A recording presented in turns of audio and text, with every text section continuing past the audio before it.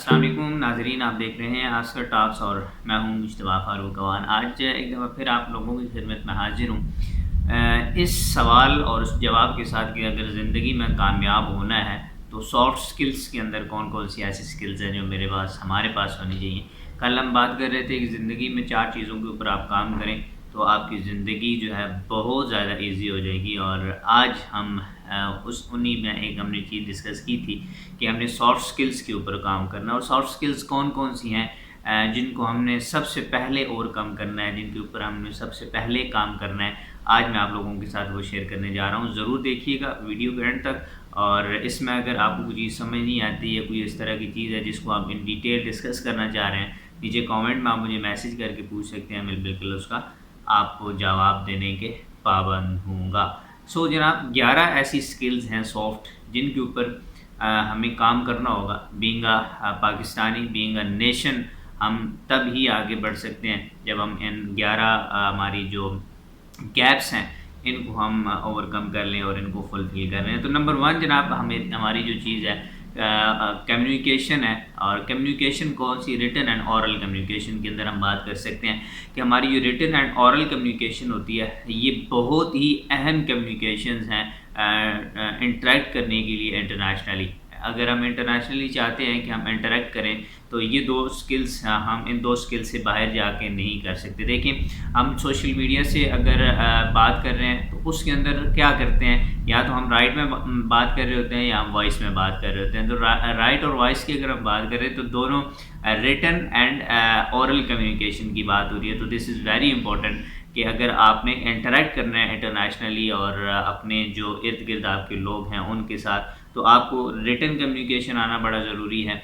आपको oral communication का के ऊपर ग्रिप होना बड़ा ज़रूरी है। रिटन कम्युनिकेशन के साथ बहुत कुछ आप कर सकते हैं, लाइक आप ईमेल राइट कर सकते हैं, ड्राफ्टिंग कर सकते हैं। कम्युनिकेशंस के जो दूसरे टूल्स हैं उनको आप यूटिलाइज़ कर सकते हैं। तो नंबर 1 तो ये हो गया जनाब, हम क्या हमें ओरल कम्युनिकेशन और रिटन कम्युनिकेशन के ऊपर काम करना है। और दूसरी जो चीज़ है जी वो है प्रेजेंटेशन।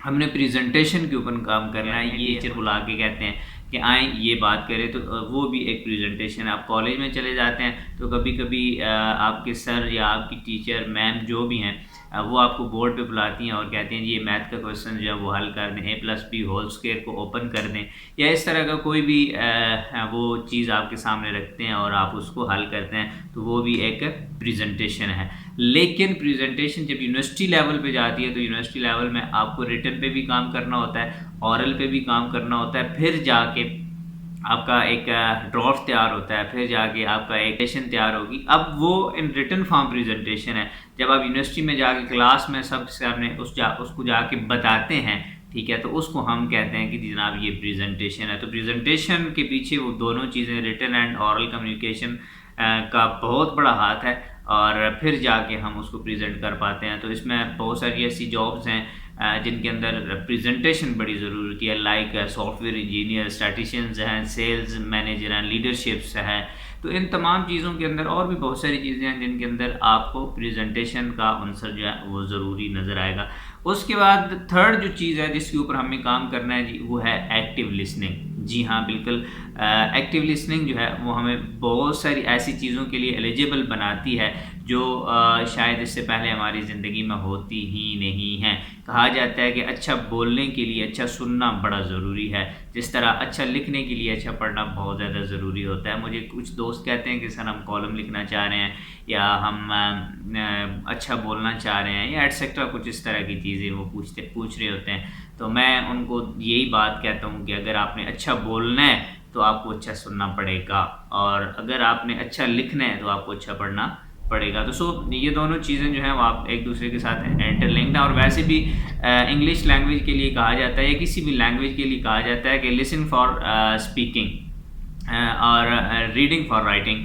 आप इसको जब सुनते हैं तो उसको बोलने के लिए सुने, और ऑब्वियसली आप चीज़ों को तब ही अडॉप्ट कर पाएंगे जब आप उसको एक्टिवली लिसन कर सकें। और आपका जो शोबा है, आपका कोई भी शोबा है ज़िंदगी में, जिस शोबे से भी आप बिलोंग करते हैं, वहाँ पे लिसनिंग का बहुत बड़ा हाथ होता है।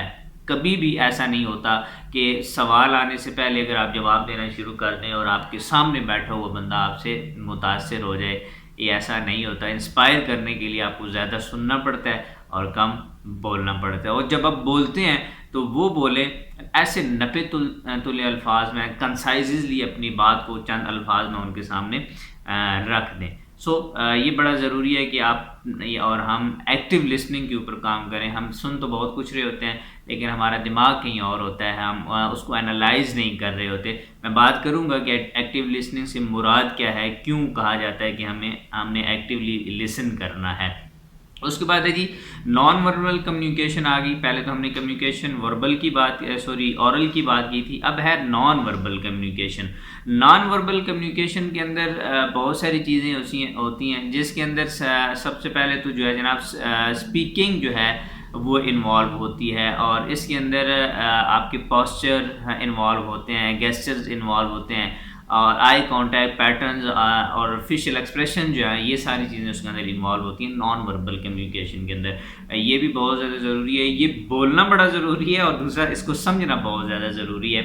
हम आँखों वो कहते हैं ना कि ये आँखों की ज़ुबान जो है वो समझ जाता है, तो वो आँखों की ज़ुबान समझना बड़ा ही ज़रूरी है और इसके ऊपर हमें काम भी करना होगा। अगर हमने आँखों की ज़ुबान समझनी है तो हमने गेस्चर्स को समझना है, हमने आई कांटेक्ट को समझना है, हमने पोस्चर्स को समझना है, तो ये बड़ा ज़रूरी है। और नॉन वर्बल लैंग्वेज की कोई ज़ुबान नहीं होती, नॉन वर्बल कम्युनिकेशन की कोई ज़ुबान नहीं होती, वो किसी भी तरह से आपको अपनी बात बताने के लिए एलिजिबल होता है। तो जनाब नॉन वर्बल कम्युनिकेशन के ऊपर भी काम करें, उसको बोलने में भी और उसको समझने में भी।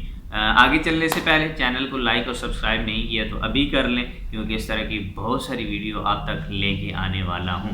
और पांचवा जो है जी वो है फीडबैक करना। कुछ भी हो, कुछ भी सुने, कहीं पे भी क्वेश्चन आंसर हो, वहाँ पे जाके आपने कोई ना कोई फीडबैक ज़रूर देना है। अगर बात समझ नहीं आ रही तो उसको आपने एक्सप्लेन करवा लेना है, वजाहत ले लेनी है, फिर उसके अंदर अपना इनपुट हर जगह पे आपने ज़रूर देना। और अगर आप इनपुट देना शुरू कर देते हैं तो वहाँ पे जो आपकी वैल्यूएशन है, जो आप जहाँ पे वैल्यू है, वो इंक्रीज़ कर जाती है। फिर उसके बाद जनाब फीडबैक है। फीडबैक के बाद छठा जो है वो है रिस्पेक्ट।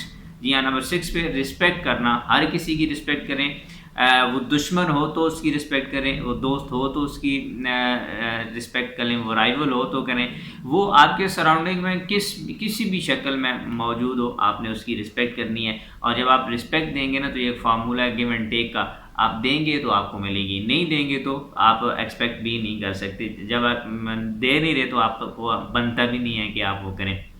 और रिस्पेक्ट जो है ये फंडामेंटल रूल है सक्सेसफुल कम्युनिकेशन का। ठीक है, कहीं भी आप जाते हैं, नहीं भी दिल चाह रहा कि आप किसी के साथ सलाम दुआ करें, आपने करना है और आपने उनकी रिस्पेक्ट करनी है।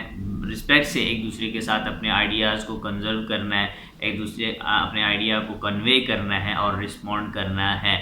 उसके बाद 7 कॉन्फिडेंस है जी। हम बहुत ज़्यादा कॉन्फिडेंस लूज़ कर जाते हैं और इसकी सबसे बड़ी जो रीज़न होती है, जब हम किसी डिबेट में बैठे होते हैं, किसी डिस्कशन में बैठे होते हैं, या अपनी कोई प्रोडक्ट सेल कर रहे होते हैं, या हम लीडर होते हैं, हमें पाथवे नहीं पता होता, तो फिर हम वहाँ पे कंफ्यूज हो जाते हैं, बिकॉज हमारे पास फुल पैक ऑफ नॉलेज नहीं है, फुल पैक ऑफ इंफॉर्मेशन नहीं है। तो जहाँ पे भी जाएं, जिस टॉपिक के ऊपर भी बात करें, आपके पास फुल पैक ऑफ इंफॉर्मेशन होना चाहिए। अगर आप होंगे तो आप कॉन्फिडेंट हो जाएंगे, आपके अंदर कॉन्फिडेंस लेवल जो है वो इंक्रीज़ कर जाएगा। और कोशिश करें जो भी काम कर रहे हैं, आपको आपके मैनेजर की तरफ से, आपको आपके बड़े की तरफ से, जो भी आपको लीड कर रहा है उसकी तरफ से बताया जाए, तो आप ख़ुद उसके ऊपर कुछ ना कुछ ज़रूर काम करके जाएं। क्योंकि मुमकिन है वो एक एंगल देख रहे हो और दूसरा एंगल जो आपकी नज़र में देखना चाहिए वो ना देख रहे हो, तो आपने उस चीज़ के ऊपर भी काम करना है और उसमें भी इनपुट देनी है। लेकिन कैसे देनी है? बड़े ही रिस्पेक्टफुल तरीके से। अगर बाय बर्थ कॉन्फिडेंस नहीं है तो कोई बात नहीं, ये एक स्किल है जिसको हासिल किया जा सकता है। कैसे करेंगे वो इंशाल्लाह इन फ्यूचर अगर कहीं मौका मिला तो मैं ज़रूर आप लोगों के साथ शेयर करूँगा। फिर क्लैरिटी है जी। जब भी आप बैठते हैं, आप कुछ चीज़ें डिस्कस करते हैं, क्योंकि हम बात कर रहे हैं कि हमारे अंदर सॉफ्ट स्किल्स कौन सी होनी चाहिए। तो ये बड़ी ज़रूरी है कि आप अपने आप में क्लियर हो कि आप कर क्या रहे हैं, आप कौन हैं, कहाँ पे हैं, क्या जॉब है, क्या ड्यूटीज़ हैं आपकी, क्या जॉब डिस्क्रिप्शंस हैं। तो वो सारी चीज़ें आपको पता होना बड़ा ज़रूरी है। और अगर ये पता होगा तो आप बड़े कॉन्फिडेंट भी होंगे, आप बड़े रिस्पेक्टफुल भी होंगे, आप बहुत अच्छा फीडबैक भी करने वाले होंगे। बिकॉज़